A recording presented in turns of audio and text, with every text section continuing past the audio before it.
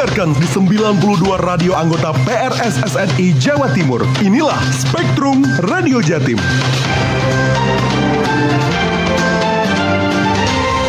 Menyusul melandainya kasus COVID-19 di Jawa Timur menjadikan pembelajaran tatap muka atau PTM di sekolah pun akhirnya mulai dijajaki.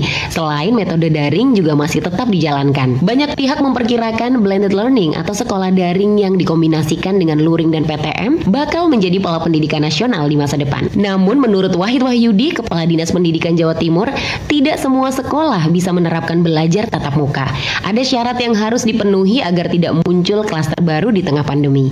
Apalagi evaluasi kemarin masih ditemukan banyak kerumunan siswa ketika pulang sekolah. Bagi daerah yang masuk level 1, level 2, dan level 3 diharapkan dapat segera melakukan pembelajaran tatap muka terbatas. Yang kedua, guru dan tenaga kependidikannya sudah vaksin, sedangkan siswanya tidak harus vaksin. Namun gubernur berharap bupati, wali kota se-Jawa Timur bisa memprioritaskan vaksinasi ini untuk para pelajar, yaitu yang berusia 12 sampai 17 tahun. Syarat selanjutnya adalah SMA, SMK, SLB yang akan melakukan pembelajaran tatap muka terbatas itu mendapat rekomendasi dari gugus tugas COVID setempat, dan siswa yang akan mengikuti pembelajaran tatap muka terbatas harus mendapatkan izin dari orang tua siswa. Pembelajaran tatap muka terbatas per hari dilaksanakan selama 2 jam atau 4 jam pelajaran per jam selama 30 menit. Dan setiap siswa diperkenankan mengikuti pembelajaran tatap muka 2 kali dalam seminggu. Dan protokol kesehatan harus betul-betul dilaksanakan di sekolah, dan sekolah harus membentuk Satgas COVID sekolah.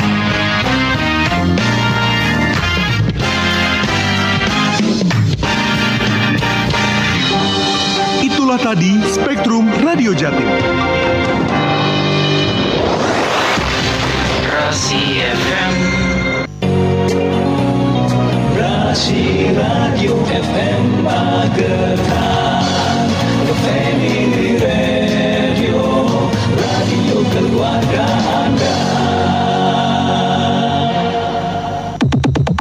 Sesaat lagi kita akan menyimak Ngobrol Bareng. Acara ini dipersembahkan oleh Radio Rasi FM, memainkan tulang terbaik di Magetan.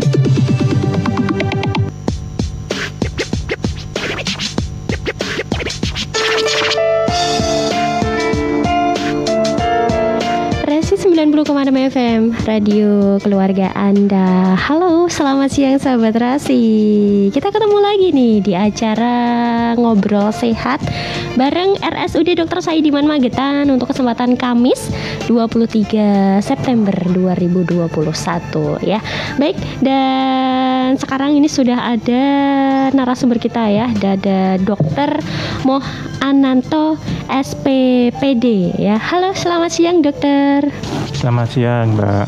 Iya, ada Dokter Ananto ya dok ya. Iya. Baik, dan untuk hari ini kita akan membahas tentang tips lansia agar sehat dan bahagia di masa pandemi seperti itu ya dok ya.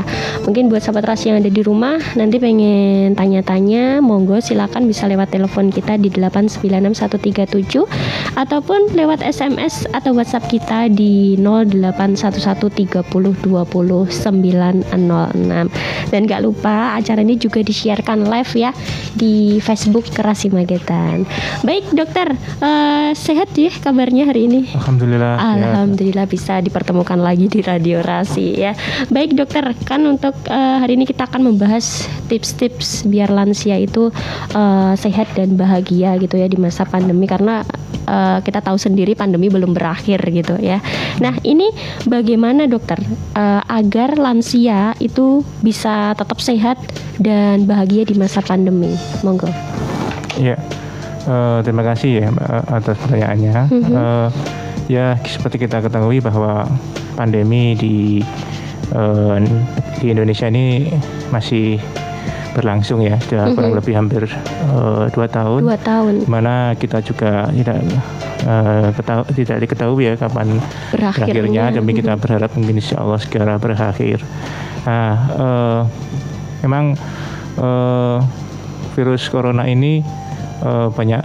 Jadi untuk infeksinya tidak memandang usia ya. Jadi salah satu populasi yang cukup rentan terdampak atau terinfeksi virus corona ini adalah populasi dengan lanjut usia. Nah, dikatakan lanjut usia ini kurang lebih berusia di atas 60 tahun. Nah, ini kenapa kok di atas 60 tahun ini rentan juga terinfeksi virus corona? Ini karena imun tubuhnya yang sudah menurun ya, sesuai dengan usianya.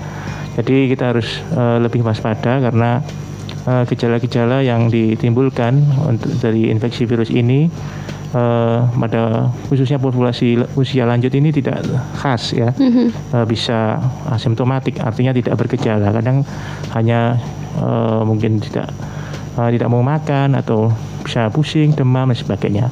Jadi untuk beberapa tips yang bisa saya sampaikan dan sharing untuk masyarakat ini untuk pada populasi lansia, ini yang pertama bisa saya sarankan untuk melakukan aktivitas rutin seperti biasa, tapi khususnya untuk istirahat atau cukup istirahat atau tidur ya, mungkin kurang lebih 6 sampai 8 jam sehari setiap hari. Jadi istirahatnya juga harus cukup. Kemudian yang kedua adalah makan makanan yang bergizi dengan diet yang seimbang. Nah, itu akan meningkatkan kesehatan tubuhnya.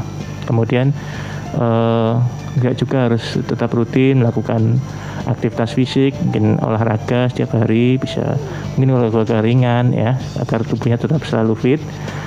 Yang kemudian bisa juga supaya tidak jenuh ya, bisa sementara membatasi kegiatan-kegiatan di luar sehingga bisa berkomunikasi lewat media gadget ya, mungkin bisa video call sama keluarga.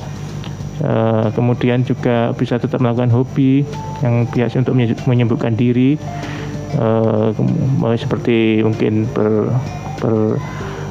berkebun dan sebagainya. Dan juga yang mempunyai riwayat penyakit kronis terutama, itu hendaknya juga mungkin agak kadang-kadang masih khawatir ya, takut untuk ke dokter, ke fasilitas kesehatan, dia juga harus tetap minum obat-obatan secara rutin.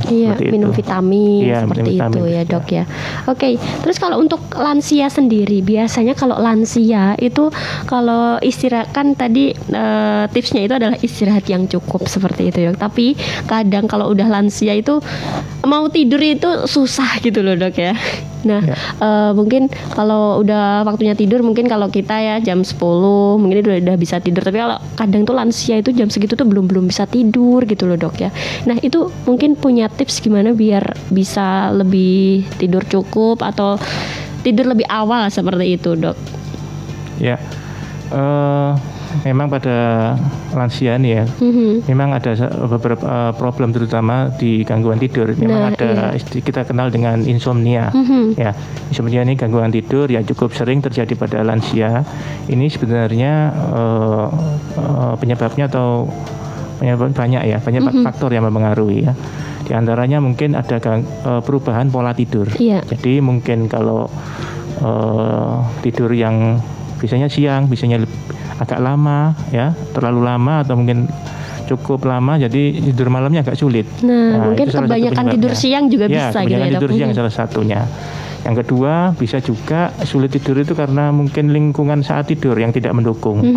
Mungkin perlu kamar yang cukup lebih, lampu yang agak dimatikan, seperti penerangan yang dikurangi, ya, kemudian sirkulasi yang cukup bagus. Nah, gitu. Nah, biasanya gitu, kadang juga lingkungan sekitar itu mempengaruhi seperti itu ya. Apalagi kan sekarang musimnya kayak gini, terus kadang itu ungkep ya, kalau di bahasa Jawa kita ada ungkep gitu ya, karena susah tidur seperti itu. Kalau kalau mungkin dengan obat tidur itu perlu nggak sih dok biar bisa cepat tidur? Apakah harus perlu minum obat seperti itu nggak sih? Ya, jadi penanganannya sebenarnya kita harus cari tadi akar permasalahannya, Pak. Jadi yang pertama eksternalnya dulu kita cari problemnya, apakah ada perubahan pola tidur dan sebagainya, atau mungkin gangguan lingkungannya. Jadi kalau untuk obat-obat tidur saya mungkin nanti itu pilihan terakhir ya, pilihan terakhir, karena obat-obat itu kan tidak bisa digunakan rutin karena bisa berdampak juga pada efek ketergantungan. Jadi agak sulit juga nanti kalau mempunyai ketergantungan pada obat. Seperti itu ya. Ya, jadi nanti solusinya tadi ya dicari dulu penyebabnya itu kenapa kok susah tidur seperti itu. Mungkin banyak pikiran dok. Itu salah satunya mungkin ya kan udah tua seperti itu ya. Baik, dan kayaknya untuk keluarga gitu juga harus mendukung seperti itu ya. Jadi kadang kan orang tua itu perlu ada teman ngobrol seperti itu dok. Kadang anak-anaknya sudah pada sibuk kerja dan orang tua itu kadang sendiri di rumah kayak gitu, mungkin ya itu salah satu faktornya seperti itu ya. Jadi kalau menurut Karin ini faktor keluarga juga berperan penting seperti itu ya. Baik, buat Sobat Rahasia yang ingin tanya-tanya monggo silahkan bisa lewat telepon 896137 ataupun lewat SMS atau WhatsApp kita ya di 0811 30 20 906. Kita break dulu sebentar ya dok ya. Kita nanti lanjut lagi setelah pesan-pesan berikut ini. Kang, rumah kamu kok bagus dan rapi toh? Rumah siapa dulu? Mulai dari keramiknya, granit, desainnya, bagus dan rapi. Ya pastilah, semua ini berkat Depo Bangunan Gria Keramik Sariguna 2. Masa? Iya toh Kang? Makanya datang aja ke Depo Bangunan Gria Keramik Sariguna 2 Cepoko Magetan.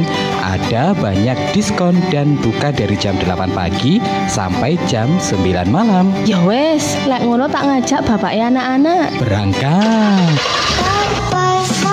Depo Bangunan Gria Keramik Sariguna 2, toko bangunan terlengkap dan termurah di kota Anda. Berbelanja alat dan bahan bangunan murah, lengkap dan berkualitas dengan suasana belanja yang nyaman dalam keramahan pelayanan di Depo Sariguna 2 Cepoko Magetan. Produk unggulan di Depo Sariguna 2 Cepoko Magetan di antaranya spesial keramik, granit, sanitari, segala macam bahan bangunan full promo di Depo Sariguna 2 Cepoko Magetan. Untuk keramik 40-an beli 10 dus gratis 1 dus. Dan untuk granit ada voucher khusus untuk pembelian cat dan sanitari. Setiap pembelian all merek Bravad diskon 20% dan ada juga cashback 100.000 untuk pembelian minimal 3 juta dan kelipatannya. Setiap pembelian keramik 50-an diskon 5-10% setiap kardusnya. Segera kunjungi di Depo Bangunan Gria Keramik Sariguna 2 Cepoko Magetan. Telepon 0857 36 46 43 58. Gria Keramik Sariguna 2 Cepoko Magetan juga melayani desain interior rumah Anda. Depo Bangunan Gria Keramik Sariguna 2, solusi terbaik rumah Anda. Vaksinasi COVID-19 merupakan upaya pemerintah untuk mencegah dan memutus mata rantai penularan COVID-19. Vaksinasi COVID-19 membutuhkan 2 kali dosis penyuntikan. Suntikan pertama dilakukan untuk memicu respon kekebalan awal dan suntikan kedua untuk menguatkan respon imun yang telah terbentuk. Vaksin membutuhkan waktu 28 hari setelah penyuntikan kedua untuk membangun jumlah antibodi yang optimum supaya memberikan perlindungan yang maksimal. Kita harus tetap melaksanakan protokol kesehatan 5M, yaitu memakai masker, menjaga jarak, mencuci tangan, mengurangi mobilitas, serta menjauhi kerumunan meski telah ada vaksinasi. Jadi, jangan takut divaksin karena aman dan halal. Vaksinasi COVID-19 melindungi diri dan keluarga dari penularan COVID-19. Pak Andi. Oh ya Pak, gimana kesehatan mata istri Bapak? Alhamdulillah Bu, setelah ditetesin tetes mata Primanetra, penglihatan istri saya berangsur membaik. Tetes mata Primanetra Pak? Wah, kalau begitu saya mau coba buat ibu saya deh. Soalnya ibu saya juga sudah lama menderita katarak. Bisa Bu, tetes mata Primanetra bisa untuk mengobati berbagai masalah mata. Mata Anda bermasalah atau Anda menderita katarak, mata minus, plus, penglihatan ganda.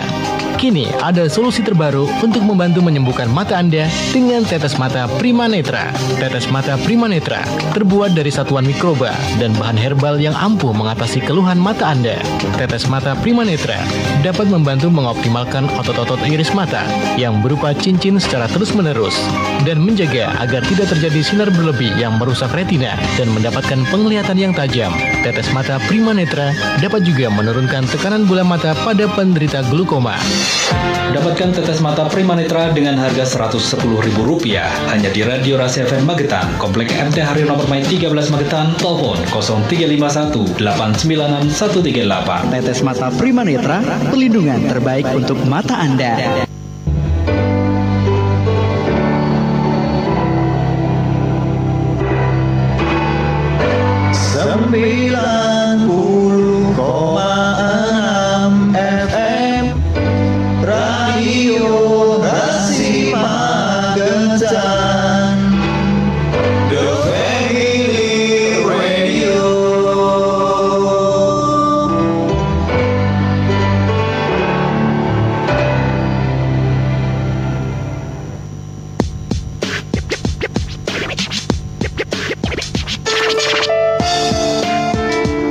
Rasi 90,6 FM, radio keluarga Anda. Baik sahabat Rasi, kita masih di acara Ngobrol Sehat bareng RSUD Dr. Saidiman Magetan ya. Tentunya bareng Karin dan juga narasumber kita Dr. Ananto SPPD ya. Baik dokter, kita lanjut lagi ya untuk ngobrolnya tentang tips lansia sehat dan bahagia di masa pandemi. Dan tadi di awal sudah dijelaskan sama Dr. Ananto tentang tips-tips bagaimana biar lansia itu tetap sehat seperti itu ya. Nah dokter, kan sekarang itu lansia itu yang paling rentan gitu ya terkena COVID-19 seperti itu. Nah gimana cara pencegahan ini agar lansia itu terhindar dari infeksi COVID sendiri dokter? Ya, sebetulnya ada beberapa tips-tips ya untuk menghindari infeksi COVID ini pada usia lanjut ya. Sesuai yang anjuran pemerintah ya, kita harus tetap menerapkan protokol kesehatan utama ya untuk mencegah terjadinya infeksi. Ya, kita ketahui yang pertama adalah penggunaan masker ya. Penggunaan masker dengan benar ya, itu bisa cukup melindungi baik diri kita walaupun atau menularkan infeksi virus kepada orang lain ya. Menggunakan masker yang benar ya, tertutup ya dari hidung kemudian sampai dengan dagu dan kemudian tidak sering melepas pasang ya, melepas pasang. Jadi pemakaian masker ini ditaruh dagu ya, itu sering sekali ya, cepat pasang gitu. Kemudian mungkin nanti kalau maskernya sudah lembab itu hanya bertahan biasanya 6 jam, maksimal 10 jam ya. Maksimal 10 jam. Itu besoknya sudah harus diganti. Jadi pemakaian masker ini juga harusnya memerlukan perhatian khusus ya. Kadang orang nggak tahu gitu dok ya. Ini kan udah seharian penuh dipakai, disimpan besok dipakai lagi. Iya, sekali akhirnya di yang bagian luarnya dipegang lagi. Padahal itu dilarang ya penggunaan masker. Kemudian yang kedua juga rajin mencuci tangan, Pak. Ya, itu mencuci tangan. Jangan lupa. Ini kan sekarang perubahan hidup kita ini, perubahan kebiasaan kita sudah mulai harus lebih tertib karena sesuai dengan prokes yang harus dijalankan ya. Jadi mungkin habis menyentuh barang-barang atau mau makan atau mau setelah pergi dari luar itu harus mencuci tangan dengan benar. Jadi mencuci tangan pun ada caranya ya. Jadi harus dibersihkan dari mungkin punggung tangan, kemudian telapak tangan, sela-sela tangan ya. Dibersihkan kemudian ujung-ujung tangan sampai sela-sela jari, itu juga dengan memakai air yang mengalir. Ya, air mengalir disertai dengan antiseptik atau sabun ya. Nah, itu juga harus sering sudah rutin dilakukan di masa pandemi ini. Kemudian yang ketiga adalah menjaga jarak. Ya, kita harus tetap waspada. Sampai saat ini juga tidak disarankan ya jarak yang terlalu dekat. Sebenarnya kita tidak tahu apa pasien yang atau orang yang di sekitar kita ini terinfeksi atau tidak. Karena kadang-kadang banyak yang tanpa gejala, khususnya di usia-usia muda. Mungkin ada anak atau kerabat yang mungkin satu rumah ya, yang sudah menunjukkan gejala tak enak badan, itu hendaknya jangan tidak terlalu dekat dengan orang tua atau lebih baik menghindar seperti baik itu ya, agak Dok. menjauh atau ke ruangan yang terpisah. Itu penting juga. Kemudian juga mengurangi mobilitas ya, tidak banyak bepergian ya, mungkin yang tadinya biasanya tiap hari keluar itu mulai dikurangi. Jadi melakukan seleksi, mungkin hal-hal yang penting yang kita pilih, yang memang memerlukan kita harus keluar rumah ya, bisa. Tapi kalau yang kiranya bisa ditunda, kita harus selektif. Dan juga mencegah kerumunan tadi ya, menghindari kerumunan itu juga penting. Jadi kalau memang waktu kita memerlukan ada acara, kita tidak, orang tua kita ini diharapkan tidak berdekat-dekatan atau mendekat dengan kerumunan, karena itu juga faktor risiko yang penting untuk terjadinya infeksi virus. Iya, kalau lebih amannya sih di rumah aja, mending nggak usah kemana-mana gitu ya, Dok ya. Memang paling lebih aman di rumah. Cuma kadang-kadang kan orang tua kita ini bosan. Nah iya betul. Ya, ini bukan bosan, ini memerlukan kebijaksanaan yang lebih ya untuk mengatasi hal ini. Jadi mungkin dengan prokes yang ketat, ya, mungkin kita bisa lebih selektif untuk pencegahan virus itu tadi. Iya, ya mungkin bisa diajak jalan-jalan keluar rumah, tapi ya dengan itu tadi ya, prokesnya pakai masker, terus jangan sampai berkerumun atau jaga jarak dengan orang lain seperti itu ya, Dok ya. Oke, itu untuk pencegahannya seperti itu ya, Dok ya. Baik, ini di WhatsApp kita ini sudah ada yang bertanya, Dok ya. Ada selamat siang Mbak Karin dan Dr. Ananto. Ini ada Mbak Dwi ingin bertanya. Itu ibu saya sudah lansia. Nah, bagaimana caranya, Dok, kalau untuk menghindari dari COVID dan olahraga yang tepat untuk lansia itu apa? Terima kasih. Ya, terima kasih atas pertanyaannya, Mbak Dwi ya. Jadi untuk ya sudah disebutkan ya usia dari ibunya ya. Enggak disebutkan. Udah lansia gitu ya. Jadi untuk secara umum yang seperti yang saya sampaikan tadi, jadi untuk pencegahannya memang harus tadi untuk tetap beraktivitas seperti biasa di rumah. Kemudian gizinya harus tercukupi ya. Khususnya kalau gizi ini kan ada untuk lansia ini, terutama yang kita soroti ini tentang protein ya. Ya, ini kan ada kebutuhan gizi ini, ada karbohidrat, protein, lemak, vitamin dan mineral. Jadi mungkin banyak mengkonsumsi sayur-sayuran hijau, kemudian buah-buahan, kemudian juga khususnya protein, karena protein ini yang membentuk antibodi ya, walaupun memang antibodi yang terbentuk atau kekuatan fisik di orang tua ini sudah agak turun. Kemudian jadi diet gizi yang seimbang, kemudian juga istirahat cukup yang tadi saya sampaikan. Kemudian juga harus tetap beraktivitas. Olahraga ini saya kira individual ya. Jadi disesuaikan dengan kemampuan ya. Jadi tergantung. Jadi memang sebetulnya punya penyakit bawaan. Kan sering ada juga yang punya penyakit sendi ya. Kalau disuruh bergerak sudah sakit, gerak ya udah nggak bisa gitu. Jadi kita sesuaikan sesuai kemampuan. Paling tidak bisa melakukan, mungkin kalau keterbatasan bisa melakukan relaksasi mungkin tiap hari pagi ya. Relaksasi yang sederhana, tangan, kaki seperti itu. Kalau bisa berjalan mungkin agak cepat, bisa jalan pagi mungkin 30 menit saya kira sudah cukup ya, menyesuaikan ini kemampuan yang ada. Karena kalau ada penyakit-penyakit seperti jantung, kemudian stroke, ini kan agak kesulitan, nggak bisa. Ya, atau lagi juga punya ini gangguan keseimbangan, jadi gampang jatuh. Ya, itu kita harus selektif untuk olahraganya. Jadi mungkin yang ringan apa saja, mungkin yang penting rutin. Iya. Seperti itu. Oke, jadi kalau itu tadi ya Mbak Dwi sudah dijelaskan sama Dr. Ananto ya, untuk biar tetap sehat ini ya ibunya itu tadi ya, makan makanan yang bergizi ya, Dok ya, sayur, buah. Terus kalau olahraga ini disesuaikan dengan kemampuan ibunya saja, pengennya olahraga apa, seperti itu ya, Dok ya. Baik, satu pertanyaan lagi, Dok, ini dari nomor aja ya. Halo, selamat siang. Maaf mau tanya, Dok. Ini untuk menghindari COVID, biasanya kita berjemur. Nah, waktu yang tepat untuk berjemur ini jam berapa sampai jam berapa? Terima kasih, Dok. Ya, tentang berjemur di ini ya, untuk mendapatkan vitamin D dari sinar matahari ya. Memang beberapa macam referensi yang saya ketahui ya. Memang yang diinginkan kan terbentuk vitamin D yang cukup dari jemur sinar matahari ini. Memang untuk beberapa kondisi itu yang disarankan biasanya jam 10 biasanya, tidak terlalu siang sebetulnya. Jam 10 atau kurang dari jam 10 ya maksud saya ya. Mungkin jam 9, jam 10 itu belum terlalu terik. Kemudian juga menjelang sore hari juga bisa ya. Biasanya ada juga yang mengatakan sebenarnya siang hari, Pak. Siang hari, cuma kadang-kadang banyak terlalu panas ya. Iya. Kemudian ada yang nggak tahan di kulit. Sama iya, kalau siang waduh malah bikin hitam dong. Iya.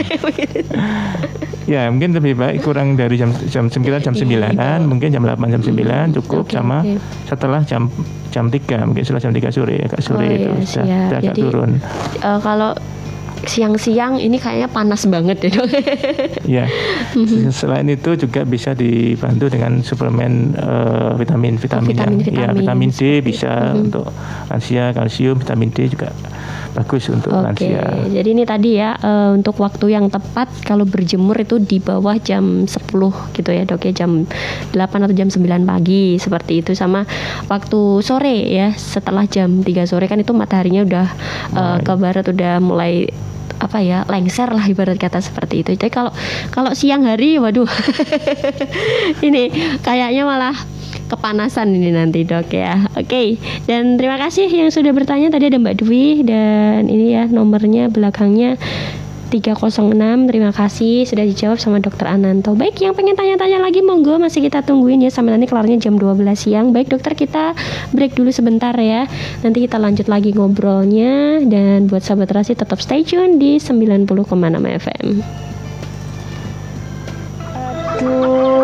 Aduh, awak rasanya ginggingan terus. Ada apa tuh Bu? Ini Pak, penyakitku kambuh lagi. Kan sudah dioperasi, kok kumat lagi Pak? Udah, gak usah keras-keras. Malu, ayo ke rumah Bapak Yusnaidi. Sopo? Bapak Yusnaidi? Aku emoh diajak dolan. Dolan piye? Bapak Yusnaidi itu ahli mengobati berbagai macam penyakit, termasuk penyakit kanker ibu. Benar, Bapak Yusnaidi ahli mengobati penyakit kronis atau menaun, tanpa pijat, tanpa injeksi, tanpa operasi, hanya dengan minum ramuan serta dibantu ilmu kebatinan. Insya Allah semua penyakit bisa kami sembuhkan dalam waktu singkat. Penyakit yang terbukti sembuh: rematik, asam urat, kencing manis, kencing batu, batu ginjal, katarak, kanker payudara, kanker rahim, kanker ganas, kanker jinak, gondok, hernia, turun brok, ambeien, wasir, lumpuh, stroke, prostat, liver, sakit kuning, mah, ulu hati, batuk, TBC, asma, pilek menaun, jantung koroner, lemah syahwat, mani encer, keputihan, tidak punya keturunan, tumor ganas atau jinak, dan lain-lain. Semua penyakit tersebut dapat kami sembuhkan dalam tempo yang singkat dengan pengobatan sistem tradisional modern menggunakan ramuan alami yang sudah digiling halus agar mudah diminum dan bebas efek samping karena ditangani oleh para ahli berpengalaman di bawah pembinaan Dinas Kesehatan. Bapak Yusnaidi buka praktek dari jam 8 pagi sampai jam 5 sore. Hari Minggu tetap buka. Alamat praktek Jalan Raya Solo Madiun, perempatan Kincang Jiwan atau Timur Taman Ria Iswahyudi. Sasaran dari Terminal Madiun naik Kol jurusan Ngawi atau Magetan, turun di perempatan Kincang. Dari Terminal Mauspati naik jurusan Madiun, minta turun di perempatan Kincang atau Timur Taman Ria atau Jembatan, kurang lebih 500 meter. Lihat papan nama pengobatan tradisional.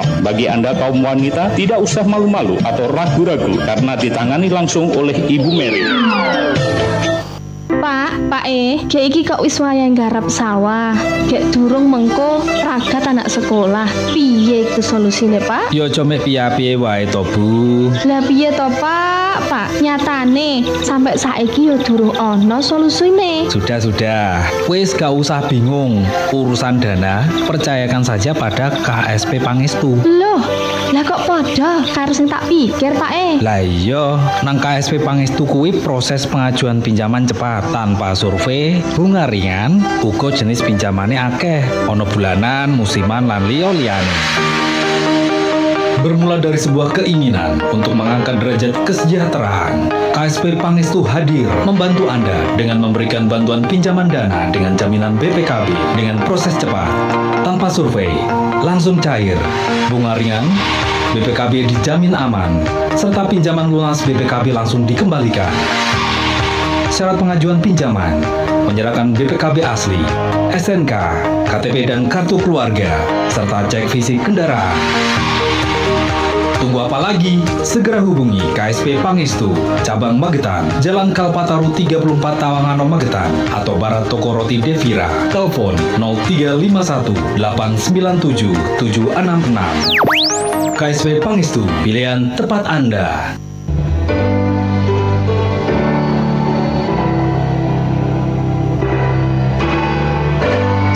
90,6 FM Radio Rasi Magetan, The Family Radio.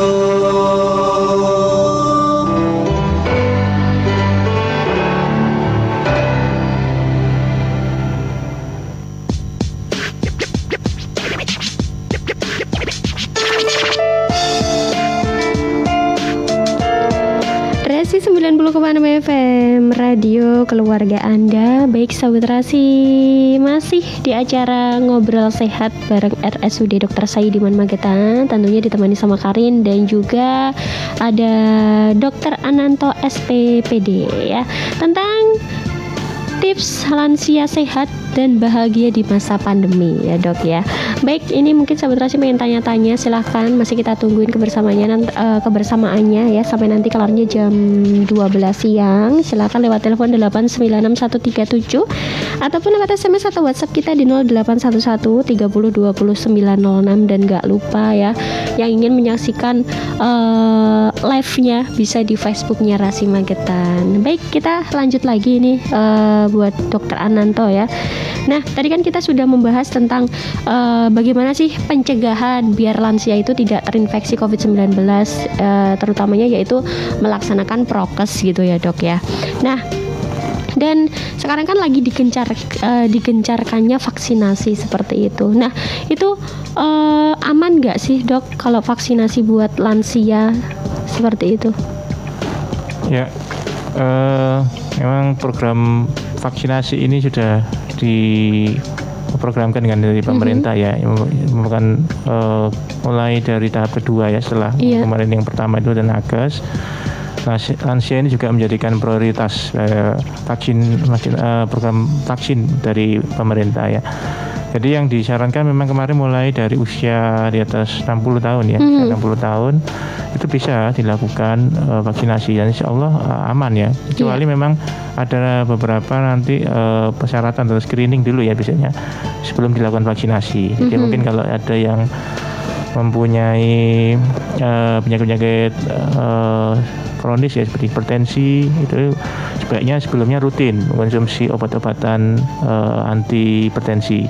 Jadi saat vaksinasi memang dalam keadaan yang sehat ya, kemudian tidak sedang dalam keadaan yang sakit ya, maksudnya dia tensi tekanan darahnya terkendali, itu bisa dilakukan vaksinasi. Dan prinsipnya aman untuk pemberian vaksin pada usia lanjut ini. Iya, jadi aman gitu ya, dengan catatan kalau sehat seperti itu ya dok ya. Ya, karena vaksin sendiri ini sebetulnya memang bukan satu-satunya alat untuk mencegah infeksi ya, masih bisa terinfeksi. Jadi seolah-olah kalau sudah kita tervaksinasi sudah komplit itu progresnya sudah agak longgar ya. Iya, jadi vaksin ini untuk melindungi agar supaya jikalaupun nanti bisa terinfeksi itu gejalanya tidak berat, jadi tidak menyebabkan kondisi COVID yang berat. Jadi tetap disarankan untuk dilakukan vaksinasi. Iya, tapi kadang orang di luaran tuh gini dok, udah vaksin tapi kok masih tetap bisa terkena gitu. Itu pandangan orang luar. Kalau menurut dokter gimana itu dok? Ya, itu tadi ya, infeksi ini memang kadang-kadang itu mungkin di titik-titik di mana kita mungkin lengah ya Mbak ya. Ya mungkin waktu vaksinasi kemudian tinggal di rumah mungkin ada jumlah atau di rumah atau di luar rumah bisa ya. Jadi bertemu atau terpapar vaksin terpapar virus dari orang atau saudara atau kerabat yang kontak dengan kita. Memang tidak bergejala ya, kadang-kadang bergejala tentang COVID. Jadi bisa mungkin di lingkungan keluarga juga bisa. Jadi umpamanya kalau ada orang tua atau lansia di rumah, jadi yang keluarga yang lainnya itu harus saling memberikan support. Jadi memang kalau ada sudah merasakan gejala-gejala yang tidak enak, itu sebaiknya tidak menjaga jarak atau tidak mendekat dengan orang tua kita. Begitu juga kalau nanti waktu di luar rumah ya. Di rumah ini memang itu tadi penanganan prokes ini memang jadi alat yang paling penting sebenarnya untuk pencegahan infeksi corona ini. Jadi saya kira itu mungkin ada di mana kita titik-titik lemah yang kita tidak sangka-sangka bisa terinfeksi. Jadi kalau itu tadi ya, kalau vaksin itu belum berarti kita itu kebal dari virus itu, enggak ya, tapi itu untuk mengembalikan imun kita. Masih bisa terkena. Jadi maka dari itu jangan lupa jangan abai lah sama prokes gitu ya Dok ya. Oke, terus untuk di RSUD Dr. Saidiman Magetan sendiri ini Dok ya, apakah untuk pasien COVID untuk lansia itu banyak Dok? Ya, untuk alhamdulillah ini untuk kasus COVID di Magetan ini sudah untuk lansia sudah banyak penurunan ya. Alhamdulillah kita sangat bersyukur. Kini banyak berbagai bidang yang mendukung ya dari berbagai faktor. Memang trennya itu peningkatan kasus di bulan Juni, Juli itu ya sangat banyak sekali. Tapi alhamdulillah untuk bulan-bulan ini sudah sangat berkurang sekali. Ini semakin banyak masyarakat yang mulai sadar tentang pentingnya prokes itu tadi, terutama ya memakai masker, kemudian mencuci tangan, menjaga jarak dan menjaga kerumunan ya itu salah satu faktor yang mendukung. Iya, oke. Dan semoga saja ini pokoknya intinya pasiennya segera menurun atau lebih baik nggak ada gitu ya untuk yang COVID tuh, kasihan soalnya ya Dok ya. Dan semoga saja ini program dari pemerintah untuk vaksinasi kan ini masih difokuskan untuk lansia dulu gitu ya. Semoga targetnya bisa tercapai seperti soalnya kalau kadang itu ada orang seperti ini Dok, malah takut ya. Kan kadang ada berita seperti ini. Divaksin terus ada yang meninggal seperti itu Dok. Nah itu menurut dokter gimana? Jadi kalau ya ini habis vaksin kan ada itu ya Dok, kadang demam seperti itu. Nah itu sampai pasiennya meninggal. Mungkin orang-orang perspektif itu jadi takut seperti itu. Nah itu mungkin gara-garanya apa ya Dok ya? Ya, untuk hal tersebut mungkin kita bisa lihat lebih dalam lagi ya Mbak ya. Jadi memang waktu vaksinasi ini waktu kondisinya apakah memang benar-benar sehat ya, artinya memang sebelumnya tidak kontak atau terpapar dengan virus corona. Kemudian meninggalnya ini memang karena coronanya atau bukan, kan banyak penyakit bawaan biasanya. Iya betul. Ya, kemudian juga sebenarnya vaksin ini sebenarnya memang punya ada efek namanya kejadian ikutan pasca imunisasi ya, KIPI namanya. Memang kita ada beberapa efek samping ya yang ringan sebetulnya. Di antaranya mungkin agak demam, cuma demamnya tidak terlalu tinggi ya, mungkin pusing sedikit seperti itu. Tapi untuk sampai belum pernah dilaporkan sebetulnya meninggal karena akibat vaksin ini sebenarnya jarang dilaporkan ya. Sebenarnya cukup aman pemberian vaksin ini. Iya. Jadi mungkin kalau yang habis vaksin terus meninggal itu mungkin karena dia punya penyakit bawaan sendiri seperti itu ya Dok ya. Jadi insya Allah untuk vaksin ini aman seperti itu ya, karena Karin juga udah vaksin. Jadi udah aman gitu Sahabat Rasi. Jadi untuk kekebalan tubuh kita sendiri, jadi jangan takut untuk vaksin gitu ya Dok ya. Oke, dan monggo silakan yang pengen tanya-tanya, masih Karin tungguin kebersamanya juga ya, silakan bisa lewat telepon 8961137 ataupun lewat SMS atau WhatsApp kita di 0811302096 ya. Baik, kita break dulu sebentar dokter. Buat Sahabat Rasi jangan kemana-mana, tetap stay tune di 90,6 FM. Yu, aku titip jual rokok ini yo. Loh, kok ora ono bandrole? Iki kan rokok ilegal. Moh lah. Rokok ilegal piye to Yu? Wong iki enek mereke kok. Rokok ilegal kuwi rokok sing dilengkapi pita cukai tapi palsu, ora sesuai karo peruntungan, ora utuh utawa rusak, wis bekas utawa wis kadaluwarsa. Dadi, meski ono mereke yen ora dilengkapi pita cukai, kuwi berarti rokok ilegal. Ngono kuwi yen didol awake dhewe kuwi iso kena sanksi. Oh, ngono to Yu. Sanksine apa wae Yu? Berdasarkan pasal 54 Undang-Undang Nomor 39 Tahun 2007, setiap orang yang menawarkan, menyerahkan, menjual atau menyediakan rokok ilegal untuk dijual dikenai sanksi berupa pidana penjara 1-5 tahun atau denda 2 kali 10 kali lipat dari nilai cukai yang harus dibayar. Gitu. Wah, abot tenan Yuyu sanksine. Ya wis, tak urusi dhisik pita cukai ini. Dengan dilaksanakan gempur rokok ilegal diharapkan menjadi peningkatan kepatuhan, kesadaran serta edukasi para pengusaha rokok dan juga masyarakat Indonesia tentang rokok ilegal. Selain melindungi masyarakat, ditetapkannya peredaran rokok ilegal juga berdampak pada optimalisasi penerimaan negara di bidang cukai. Gempur rokok ilegal disampaikan oleh Dinas Komunikasi dan Informatika Kabupaten Magetan. Laporkan peredaran rokok ilegal di kantor Bea Cukai terdekat atau hubungi nomor 1-500-225.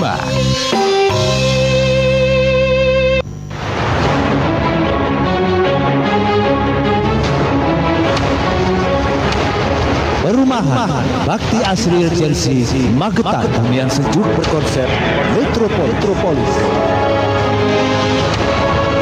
Miliki rumah tinggal dan ruko yang nyaman, aman dan asri dengan model free design untuk model rumah Anda. Perumahan Bakti Asri Regency hadir dengan konsep baru dengan kualitas bangunan dijamin lebih baik dan berkualitas.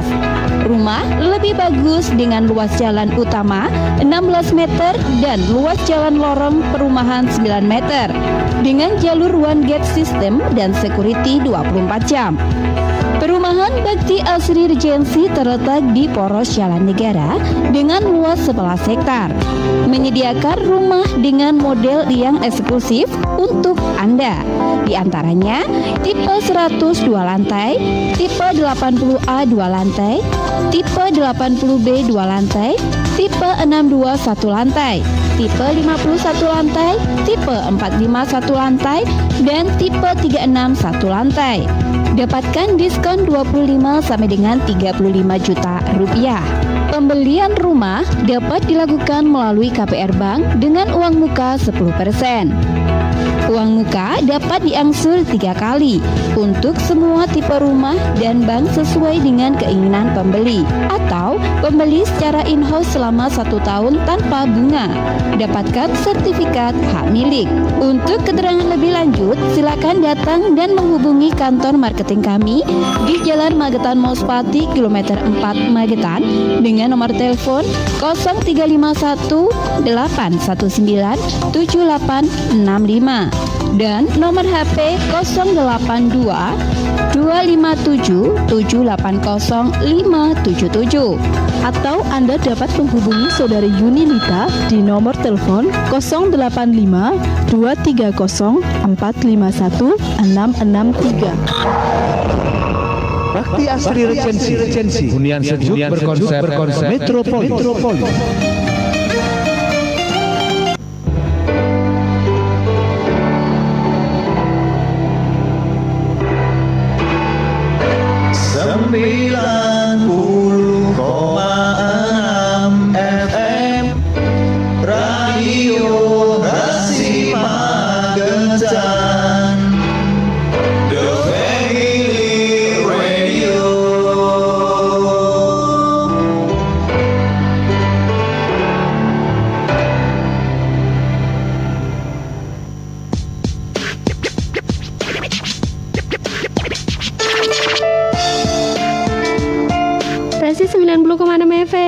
radio keluarga Anda. Baik sahabat Rasi, kita masih di acara Ngobrol Sehat bareng RSUD Dr. Saidiman Magetan, tentunya bareng Karin dan juga Dr. Ananto SPPD dari RSUD Dr. Saidiman Magetan ya, tentang tips lansia sehat dan bahagia di masa pandemi ya. Sebelum kita lanjut untuk ngobrolnya, buat sahabat Rasi ini satu informasi buat sahabat Rasi untuk Anda yang punya kemampuan di bidang penyiaran. Mari bergabung dengan Radio Rasi FM Magetan dengan kriteria laki-laki atau perempuan dan masih single, umur maksimal 24 tahun dan pendidikan minimal SMA, kreatif dan berwawasan luas, bisa bekerja sama dengan tim, dan segera kirim CV Anda ke Radio Rasi FM Komplek MT Haryono Permai 13 Magetan dan paling lambat tanggal 30 September 2021. Baik, satu informasi sudah Karin hadirkan, kita lanjut lagi ngobrolnya bareng Dr. Ananto ya. Kita lanjut lagi dokter ya. Sebelum karena waktunya udah tinggal beberapa menit lagi. Kita sebelum ke kesimpulan ini ya dok ya. Ini sudah ada yang bertanya ini dok ya. Selamat siang Mbak Karin, mau tanya dok, kalau tensinya 170 ini apakah bisa divaksin? Terima kasih. Ya, vaksinasi pada lansia ini memang juga memerlukan perhatian agak lebih khusus ya Mbak ya, karena kita ketahui lansia ini biasanya multi patologis ya, banyak ada beberapa penyakit yang pembawaannya. Untuk tekanan darah, untuk vaksinasi ini diusahakan kalau mempunyai darah tinggi, itu disarankan memang rutin untuk konsumsi obat tensinya, tekanan darahnya. Jadi mungkin apabila belum terkendali, mungkin bisa konsultasi dulu ke dokter atau ke rumah sakit ya. Mungkin perlu beberapa tambahan obat ya. Untuk vaksinasi sendiri memang disarankan tensi ini tidak terkendali ya.